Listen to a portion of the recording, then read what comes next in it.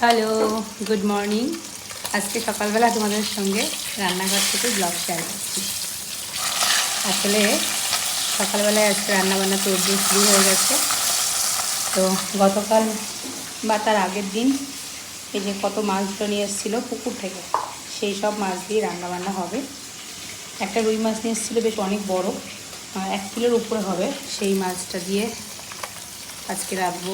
এই যে আলু পটল দিয়ে ঝোল করব, আর এই ছোটো ছোটো যে মাছগুলো আছে সেইগুলোকে উচ্ছে দিয়ে আলু দিয়ে করবো। এই হচ্ছে আজকের মেনু, একদম সিম্পল, কারণ আমাদের রাতে আবার নিমন্ত্রণ আছে, যা হবে দিনের বেলায় শেষ হয়ে যাবে। তো এদিকে মাছ আমার ভাজা কমপ্লিট, এবার আলুগুলো ভেজে নেব।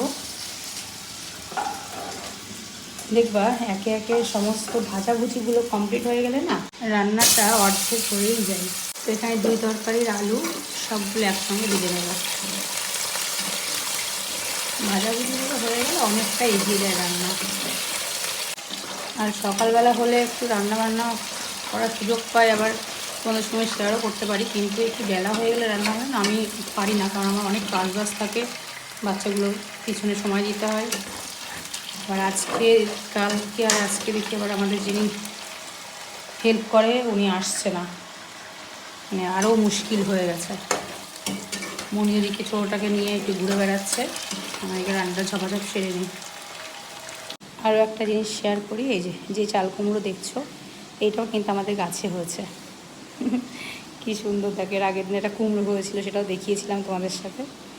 আজকে থেকে চাল কুমড়ো হয়েছে। আমার মনি আবার লাউ গাছ মানে লাগিয়েছে, দেখা যাক লাউ হয় নাকি। চাল কুমড়ো পাকা পাকা হয়তো হয়েছে, কিন্তু ভালোই হয়েছে।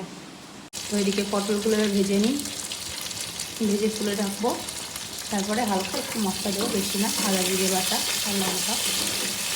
আর উচ্ছে তরকারিটা একেবারে হালকা পাতলা করবো, মশলা ছাড়া। পটলগুলো ভাজা কমপ্লিট। এবার এই তেলের মধ্যে একটু জিরে ফোড়ন দেবো, আর এই মশলা জিরে আদা লঙ্কা বাটা পাতলা করে একটু ঝোল করবো। লবণ হলুদ দিয়ে দেবো।